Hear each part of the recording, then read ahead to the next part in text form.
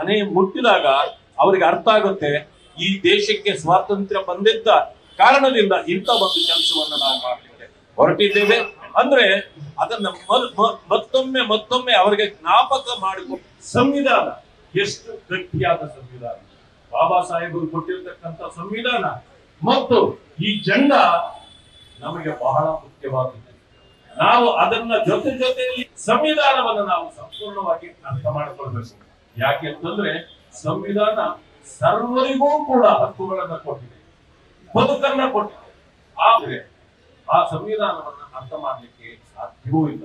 ಅಂದಮೇಲೆ ನಾವು ಒಂದು ತಿಳ್ಕೊಳ್ಬೇಕು, ಡಾಕ್ಟರ್ ಬಾಬಾ ಸಾಹೇಬ್ ಅಂಬೇಡ್ಕರ್ ಅವರು ಸರ್ವರಿಗೂ ಸಮಪಾಲು, ಸರ್ವರಿಗೂ ಅರ್ಥ ಮಾಡಿಕೊಂಡಿದ್ದು ಮಾತ್ರ ಸಾಲದು, ಅದರ ಪ್ರಕಾರ ನಡ್ಕೊಳ್ಬೇಕು. ಬೇರೆಯವರ ಜೊತೆಯಲ್ಲೂ ಕೂಡ ನಾವು ಬೆರೆತು ಜಾತಿ ಭೇದಗಳಿಲ್ಲದೆ, ಭಾಷೆ ಭೇದಗಳಿಲ್ಲದೆ ನಾವೆಲ್ಲರೂ ಈ ದೇಶವನ್ನು ಕಟ್ಟತಕ್ಕಂತ ಈ ಕೈಂಕರ್ಯದಲ್ಲಿ ನಾವೆಲ್ಲರೂ ತೊಡಗಬೇಕು ಅಂತಕ್ಕಂಥ ಆ ನಿಟ್ಟಿನಲ್ಲಿ ಇವತ್ತು ಏನು ಪ್ರಧಾನಮಂತ್ರಿಗಳು ಶ್ರಮ ಪಡ್ತಿದ್ದಾರೆ, ನಮ್ಮೆಲ್ಲ ಮುಖಂಡಗಳು ಶ್ರಮ ಪಡ್ತಿದ್ದಾರೆ. ಸಂತೋಷದ ಸಂಗತಿ ಅಂತಂದು ಇವತ್ತು ಪ್ರಧಾನಮಂತ್ರಿಗಳು ರೆಡ್ ಕೋರ್ಟ್ನ ಕೆಂಪು ಕೋಟೆಯ ಮೇಲೆ ನಿಂತು ಇವತ್ತು RSS ಅನ್ನ ಸಂಪೂರ್ಣವಾಗಿ ಹೋಗಲಿದ್ದಾರೆ. ಯಾಕೆ ಅಂತಂದ್ರೆ ನಾವು ಕೂಡ ಅರ್ಥ ಮಾಡ್ಕೊಳ್ಬೇಕು.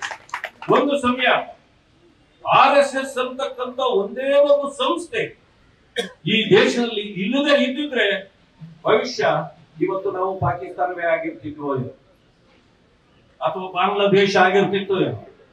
ಪರಿಸ್ಥಿತಿಗಳು ಹೇಗೆ ಬರ್ತಾ ಇದೆ ಅಂತ ನಾವೇ ನೋಡ್ತಾ ಇದ್ದೇವೆ. ಇದನ್ನೆಲ್ಲ ನಿಭಾಯಿಸಬೇಕಾದ್ರೆ ಇವತ್ತು ಏನು RSS ನ ಕಾರ್ಯಕರ್ತರು ಈ ದೇಶಕ್ಕೆ ಒಂದು ದೊಡ್ಡ ಶಕ್ತಿಯಾಗಿ ಕೊಡುಗೆಯಾಗಿ ನಿಂತಿದ್ದಾರೆ. ಅವರ ಜೊತೆಯಲ್ಲಿ ಭಾರತೀಯ ಜನತಾ ಪಕ್ಷದ ಪ್ರತಿಯೊಬ್ಬ ಕಾರ್ಯಕರ್ತರು ನಾವು ನಿಲ್ಲಬೇಕು.